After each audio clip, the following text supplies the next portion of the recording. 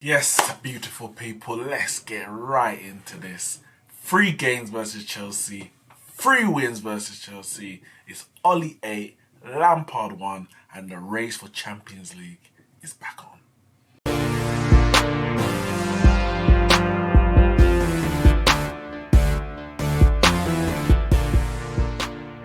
Yes, it's finished at Stamford Bridge. Chelsea nil, Manchester United 2. Massive, massive win in the context of Champions League race in the Premier League. The race for top 4, even top 5, as it stands with Man City banned from the Champions League for 2 years. We heard, on the broadcast I was watching on NBC, that Man City have 6 days to lodge their appeal. So it looks like UEFA's trying to get this all done and dusted and sorted before next season's Champions League. So really, it could be top 5 that secures a Champions League position. And a win today was crucial. It was the only result that would have kept Man United in the race. Spurs having won, Chelsea being 6 points clear. A loss would have been fatal as far as Man United's Champions League targets were concerned. A draw would have been, I guess, business as usual, but the gap would have been 6 points, which, for the way we've been playing, is very, very big. A win is what we need, and a win is what we got. By hook or by crook, today it was a bit more crook than hook. We didn't play well. I mean, that's the story of our season. We're not playing well. You know, they say a mark of champions is not playing well and winning games. We're just not playing well. We're not winning very many games. And when we do win, we're still not playing well. It's just been poor. It's been poor. And today was no different, really. 2 poor sides on the ball. And you might say it's the tale of 4 crosses. 4 separate crosses, 2 goals, 2 disallowed, and we run out 2-0 winners. Now, in terms of the first half, Chelsea dominated. The first half dominated the ball, were the side looking more likely to score 100%, even though they didn't actually test David De Gea, but they were creating openings. Some of the openings and a lot of the openings were actually given to them, gifted to them by us, by a sloppy passing, whether it's pass backs or whatever it may be. You might blame a 2-week break, a bit of rustiness, some players coming back from a long-term injury in Eric Bailly. So good to have him back. I know he was rusty at the beginning, a few short passes, but he was always there making challenges right up until the end. It was brilliant, and that partnership with him and Maguire, I think, is definitely our best available. If Bailly can stay fit, it's always a massive because he's been plagued with injuries in his time at Man United. But if we can get those two playing together, I think they can strike up a very, very good partnership. Both of them played very well today. Maguire was commanding in the air, and when he was going short, or also going tight to the man when the ball was played into Bashuai. And of course he got his goal. But before that, as I said, we were poor in the first half. Passes, Fred was his usual self, running around and tackling, but between him and Matic, I don't think they could string a pass forward. And Bruno Fernandes, who was, when he got the ball, he looked dangerous, and he was always in space, always found space between the lines, but we just couldn't get the ball to him. The one time we did get the ball to him, he just miscontrolled it, or the ball kind of ran away from him. As Daniel James set off, and he could have easily have slipped him in like he did Martial at one stage as well. But we were fortunate really to go in 1-0 ahead. Martial was obviously the long striker. It was kind of split strikers, but he was more through the middle than Dan James. And first half an hour, the ball just didn't stick to him. Ball coming, bouncing off. When Bruno and the other midfielders, even Shaw, sometimes got on the ball, the movement from him was poor, whether it's coming short or running in behind. He was having a stinker. If we're honest, he was having an absolute stinker. He had a shot that went past the post, well past the post, to be fair. He wasn't having a good game, but as the half progressed, probably the last 10-15 minutes, he started linking up with Luke Shaw down the right, little 1-2s, giving goals, and he was growing into the game little by little, and it culminated in his goal. Brilliant work by the right wing back on the day, as we played 5 at the back from Wan-Bissaka. Did a jink inside and outside and beat Willian, got a yard of space and whipped a beautiful cross near over to the near post where Martial beat Christensen to the ball. Very good header, very good goal. Christensen, he had just come back on the pitch after suffering his nose injury, head injury, face injury, should I say, with a collision with Martial's elbow, arm as it might have been. So yeah, just come back on, and I think that definitely played a part in his inability to defend that. But I still give credit to Wan-Bissaka and Martial there, because the reason why I say that is because Christensen again then came off the pitch again, do some running repairs, and then he was actually subbed off at half time. So he obviously wasn't fit enough to continue. He did look a bit groggy, to be fair, when I saw him after the goal. So it was a bit of a rubbing salt into the wounds of him at that time. Before that, obviously, there's a big controversy about Harry Maguire, who got the all-important second goal, about whether or not he should have been on the pitch anyway. There was a challenge on our right-hand side as he went to clear the ball, and Bashir was running with him and kind of leaning to him off the pitch. He slid down the pitch, down the side off the pitch, and as Bashir is kind of going the same direction, he puts his legs up. Well, his legs kind of up already, but he puts his leg up and pushes it out at Bashuai into his groin, his balls. And when I first saw it, didn't see much in it. Obviously, when you see different angles and slow it down, you think, oh, he's definitely made a movement towards Bashuai, and it's obviously going to be painful. So it's not a case of Bashuai trying to buy a red card or whatever. If anything, his lack of reaction probably saved Maguire more than anything. I personally don't think there was any intent. I said it at the time.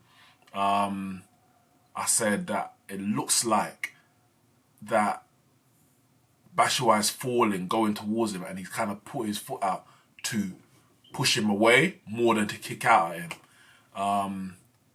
And he explained as such in his post-match interview. Referee didn't give it, didn't see it. VAR didn't give it either. The issue there with VAR is that you look at Son's one, which is very similar, and they against Chelsea a few weeks back, and they give that one. And it's the inconsistencies in VAR more than the decision itself that people are complaining about. Into the second half, and I guess we played a bit better. We got on the ball a bit more. We were playing more in Chelsea's half, especially in the first half of the second half. We were definitely more in Chelsea's half, and even though we still kind of struggled to really string attack after attack together, it was definitely better than the beginning of the match. However, we got lucky. I'm not gonna lie, we got lucky. The Maguire one for me was referee didn't give it. I understand why VAR might not overturn it. If the referee gave it, I don't expect VAR to overturn it. But with the equaliser, what looked like to be the equaliser, Kurt Zuma, ball swung in from the corner, I think it was Willian. And at first viewing, it looks like Azpilicueta has pushed Brandon Williams. Everyone's appealing for that. I'm thinking, yeah, this is going to get overturned, a clear push. But when you look at VAR, the reason we brought in VAR, to look at these kind of incidents, especially the referee didn't give the foul. That's very key, because the burden of proof now has to be on the video assistant referee to say you have made a clear and obvious error. He would look at it, and what we actually see is Fred's arm goes into the back of Azpilicueta, which forces him into Brandon Williams. So, if anything, you want to give a penalty, but you don't give a penalty, you play the advantage, so to speak, which results in a goal for Chelsea. You can't give a free kick for Manchester United, because Azpilicueta pushing Brandon Williams is purely as a result of Fred pushing Azpilicueta in the first place. Chelsea very, very hard done by there. And I have to say that there's no reason, no excuse, nothing I can give for that. Should have been 1-1, and it wasn't. They say, these decisions tend to even themselves out the course of a season. When it's subjective, like a red card was their intent, was there not? You look at Jorginho against Arsenal, where he should have probably been sent off. Referee doesn't give him a second yellow, he goes on and scores. In this case, Maguire could have been sent off, doesn't get a red, goes on and scores, you say that evens itself out. But VAR is VAR. And you think that VAR is going to be consistent with its decisions. And if the burden of proof is to overturn a referee, you can't tell me that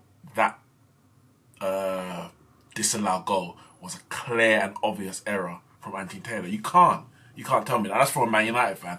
I was happy when it got disallowed, but I'm not going to be happy that VAR for me has got another decision wrong. Because I'm an advocate of VAR, not just in the guise of how it's currently being used in the Premier League.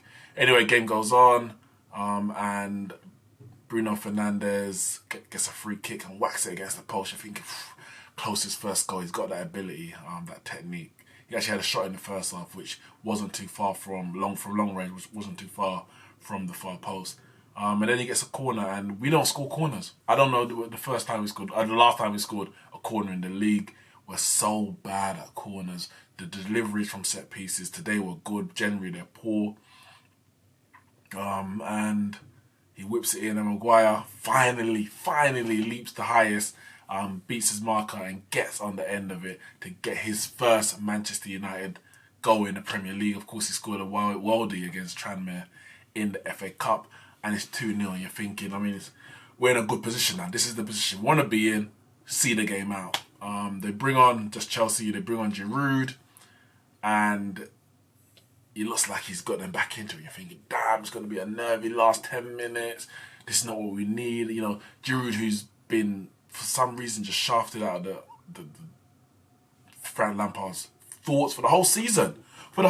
Even at times when Tammy's been struggling, Batshuayi just doesn't look up to it. He just does not look up to it. He's not up to it. Not good enough. And you think, surely you're going to give Giroud a chance. I know he might be a bit different to what you want, but he's better than Batshuayi, I tell you that for a fact. And he's another option. He's a different option. And they finally give him a chance. You would say some of the chances that Batshuayi had, Giroud would probably at least hit the target, if not score them. And then he gets on the end of a brilliant cross from, I think who was it? Reece James or Willian? I can't remember which one it was now. Gets on the header, you're thinking, damn, 2-1. But VAR comes to our rescue. I mean, this one is probably an ongoing issue when it comes to offside, but at least it's consistent. If it's a millimetre offside, it's offside. This was a bit more than a millimetre, but it was like the maybe half of a foot or quarter of his foot offside. So more so than others that we've seen in the past. So you can't blame VAR or anything there. That's just the law. That's how we've been playing all season. We're not happy with it, but at least it's consistent, as I said. And that was ruled out. And after that, a few block shots from set pieces from Chelsea. Odi Nagalo comes on for... Actually, they hit the post. They hit the post from a free kick. Who took the free kick? Pedro? Can't even remember now, but it was... It nearly beat the header on his near post, and when he got down in the end, he may well have saved it, but he clattered into the post, and he was down injured for a while. And then Igalo comes on, first Nigerian to play for Man United in the Premier League. Play for Man United, it looks like, I think, in total, and nearly gets a goal. Nearly, ball's played through, could be by Pereira, and he's one-on-one just inside the area, and his shot is straight at. Well, he kind of toe pokes it straight at Caballero. I was thinking, this is the moment. Off the bench, on your debut, playing for your boy club to make it 3-0, but he's unable to do that. But the win was secured. And so it's a big win. We moved 3 points behind Chelsea. Chelsea are now only 1 point ahead of Spurs, and they got a big game themselves against Spurs next week at Stamford Bridge.